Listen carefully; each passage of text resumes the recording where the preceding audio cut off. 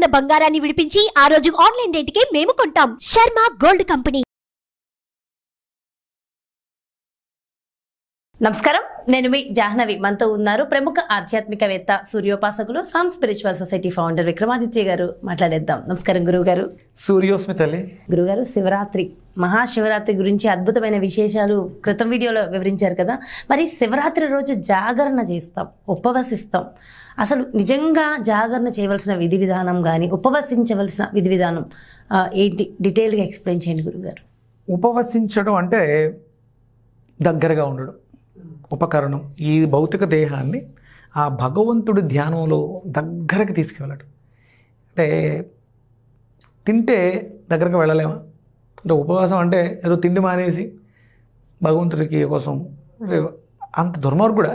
మీరు తినడం మానేసి ఈశ్వరం అంటూ ఉంటే ఆయన ఆనందిస్తాడు, ఆశీర్వదిస్తాడు. అంటే మనం భౌతికమైనటువంటి వాంఛలతో తినే పదార్థాల్లో ఉన్నటువంటి ప్రేరణ మనల్ని చంచలం చేసేస్తుంది. అందుకని ఉపవసించండి అన్నాడు. ఇక జాగరణ అంటే మేల్కొని ఉండడం కాదు, అజ్ఞానాన్ని తొలగించుకొని జ్ఞానంతో జాగరూకతతో ఏం జరుగుతుంది, ఎక్కడ జరుగుతుంది అంటే లింగోద్భవం ఎక్కడ జరుగుతుందమ్మా? భూమి మీద ఎక్కడన్నా జరుగుతుందా? పర్టికులర్ ప్లేస్లో కాశీలో జరుగుద్దా, లేకపోతే శ్రీశైలంలో జరుగుద్దా? యూనివర్స్లో జరుగుద్ది. యూనివర్స్ ఎక్కడుంది? మొత్తం వ్యాపించి ఉంది. మొత్తం వ్యాపించి ఉన్నటువంటి యూనివర్స్ ఎక్కడుంది? నీలో ఉంది.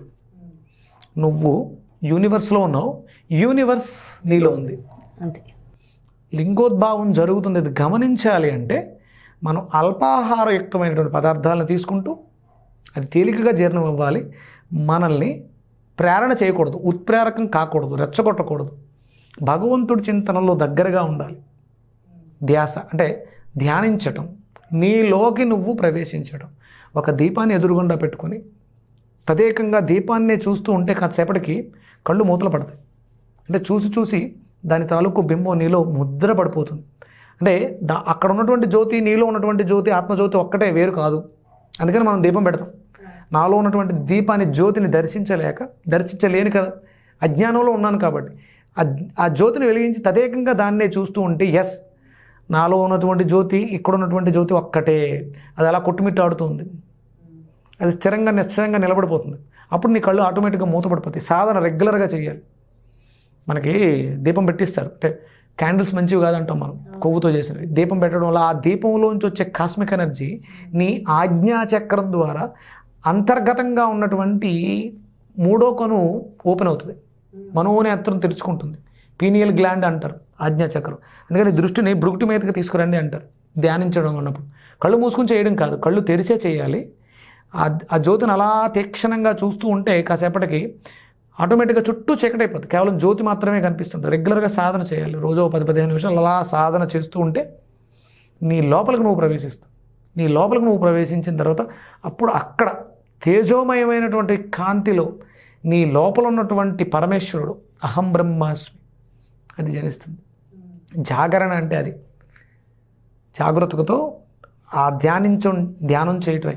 నువ్వు లిటర్లు పావులు పట్టుకెళ్ళి పోసేసి సెల్ ఫోన్లో మాట్లాడుతూ కాన్సన్ట్రేషన్ అంతా ఎక్కడో ఉంది. పుణ్యం వస్తుంది. ఏంటి లాభం? పుణ్యం కాదు నీకు రావాల్సింది, జ్ఞానం రావాలి. జ్ఞానం వస్తే ఆటోమేటిక్గా పుణ్యం పాపం అనే విచక్షణ తెలుస్తుంది. లౌకికమైనటువంటి వాంఛలతో, లౌకికమైనటువంటి ప్రలోభాలతో మాట్లాడుతూ ఇచ్చేస్తూ ఎంత జాగరణ చేసినా నిద్ర నీరసం తప్ప ఏముండదు. అయితే ఉపవాసం అంటే ఆ రోజు ఏం తినచ్చు, ఏం తినకూడదు అంటే? అదేనమ్మా, నిన్ను రెచ్చగొట్టే విధంగా ఉండకూడదు. సత్వ, తమో, రజోగుణ పదార్థాల గురించి మాట్లాడుకుంటాం. త్రిదోషాలు కలిగినటువంటి పదార్థాలు అవి. అందులో సత్వగుణ ప్రధానమైనవి నిన్ను రెచ్చగొట్టని విధంగా ఉంటాయి. అందుకని అవి మనం ఫ్రూట్స్ గురించి మాట్లాడుకుంటాం. వండని పదార్థం అంతా కూడా సత్వగుణం, వండింది కొంతవరకు తమోగుణం. ఇక మాంసాహారాలు రజోగుణం, ఆ క్షారగుణాలు కలిగిన వాటి. ఇక్కడ సత్వగుణ ప్రధానమైనవి ద్రాక్ష పళ్ళు, యాపిల్ ఇలాంటివి తీసుకుంటాం. ఎందుకంటే అలవాటు పడి ఉన్నాం కాబట్టి. కొంతమంది ఏజ్డ్ పర్సన్స్ ఉంటారు, డిసీజెస్తో బాధపడుతూ ఉంటారు, వాళ్ళు ఎంటీగా ఉండలేరు కాబట్టి ఫ్రూట్స్, వెజిటబుల్స్ తీసుకుంటారు. ఇక్కడ చిలకడ దుంపలను కూడా తీసుకుంటారు. అలాగే శనగలు, బోరశనగలని కొన్ని ఉడకబెట్టినవి తీసుకోవడం, ఇలాంటివి చేస్తూ ఉంటారు. ఫ్రూట్స్ ఎక్కువ తీసుకుంటారమ్మా. అయితే ఆఫీసులకు వెళ్ళే వాళ్ళు వెళ్తూ కూడా ఉపవాసం చేయొచ్చు అంటారా? హ్యాపీగా చేయొచ్చు. మీకు అక్కడ ఇబ్బంది లేదు అనుకున్నప్పుడు, అంటే ఆఫీస్కి వెళ్ళిన తర్వాత క్యాంటీన్లో భోజనం చేయటం, లేకపోతే సమోసాలు తినడం ఇలాంటివి ఉంటాయి, అవి మిమ్మల్ని ఇబ్బంది పెడతాయి. అందుకని ఏంటంటే ఏదైనా ఫ్రూట్స్ తీసేసుకుని, లేదా అంటే నిర్జల ఉపవాసం కూడా ఉండకూడదు, ఎందుకంటే ఇప్పుడు ఉన్నటువంటి పరిస్థితుల్లో ఎసిడిటీ ఇబ్బందులు ఎక్కువ వస్తున్నాయి. అందుకని కనీసం గోరువెచ్చటి నీళ్లు, గ్రీన్ టీ లాంటివి కూడా తీసుకుంటూ మీ ఆరోగ్యాన్ని ఫస్ట్, దేహమే దేవాలయం కదా, దీన్ని కాపాడుకోవాలి. ఇది కాపాడుకుంటేనే ఎక్కడికైనా వెళ్ళగలం, ఏ గుడికైనా వెళ్ళగలం, పూజలు చేయగలం. ఇదే లేదు, మనం ఏం చేయలేం. కాబట్టి ఇది ఇంపార్టెంట్, దీని మీద దృష్టి పెట్టాలి. అందుకని మనల్ని పాడు చేసే పదార్థాలు తినకూడదు, నిర్జలం అసలు చేయకూడదు.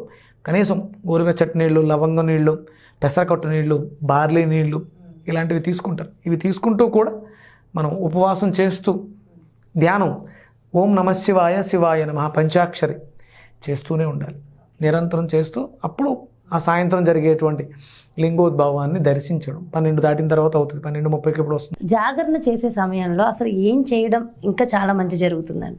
ధ్యానం. ధ్యానం అంతసేపు చేయలేం కదా గురువుగారు. అంటే ఇప్పుడు ఉపవాసం, ధ్యానం ఏం చేస్తా, ఇప్పుడు ఇంట్లోనే ఉన్నావు, టీవీ చూస్తూ ఉంటే నీ ధ్యాస ఎక్కడ ఉంటుంది? టీవీ మీద ఉంటుంది. నామస్మరణ జరగాలి. దానికన్నా ప్రశాంతంగా కళ్ళు మూసుకుని పడుకోవడం బెటరు. ఎందుకంటే అన్యంగా పరిగెడుతూ ఉంటుంది. హ్యాపీగా నువ్వు మెలుకుని ఉండాల్సిన అవసరం లేదు. పరమేశ్వర నేను కలిగి ఉండలేను, టీవీ చూస్తూ ఉండలేను. ఎందుకంటే టీవీ చూస్తే నీకు వేరే వేరే కార్యక్రమాలు వస్తాయి, భక్తి కార్యక్రమాలు రావాలి, భక్తి కదా. అయితే ఇప్పుడు భక్తి సినిమాలు, భక్తి పాటలు, సినిమాలు అనగానే మళ్ళీ మొత్తం అంతా అదే ఉండదు, భక్తి మీదే ఉండదు. అంటే పాత సినిమాలు, భక్త కన్నప్ప లాంటి సినిమాలు. అంటే జాగరణ అంటే వేరే దారి లేక అవన్నీ పెట్టారు. ఈ సినిమాయే లేని రోజుల్లో కూడా మహాశివరాత్రి వచ్చి ఉంటుంది. అప్పుడు ఏం చేశారు? చక్కగా శివనామస్మరణ చేసుకుంటూ ఓం ఉండేది. నమః శివాయ అంటే సత్సంగం ఏర్పాటు చేసుకుని అందరూ మంచి మాటలు మాట్లాడుకుంటూ పంచాక్షరి చేయటం, శివ శతకాలు చదవటం, అష్టకం చదవటం ఇవన్నీ చేసేవారు. అష్టోత్తరం ఏదో ఒక నామం నడుస్తూ ఉండాలి. దృష్టి పెడత్రో వెళ్ళకూడదు.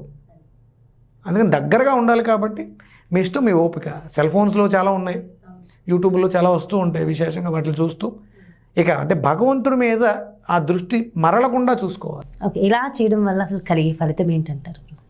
అంటే అడిగితే అడిగింది వస్తుందమ్మా, అడగకపోతే ఏం కావాలో అది వస్తుంది.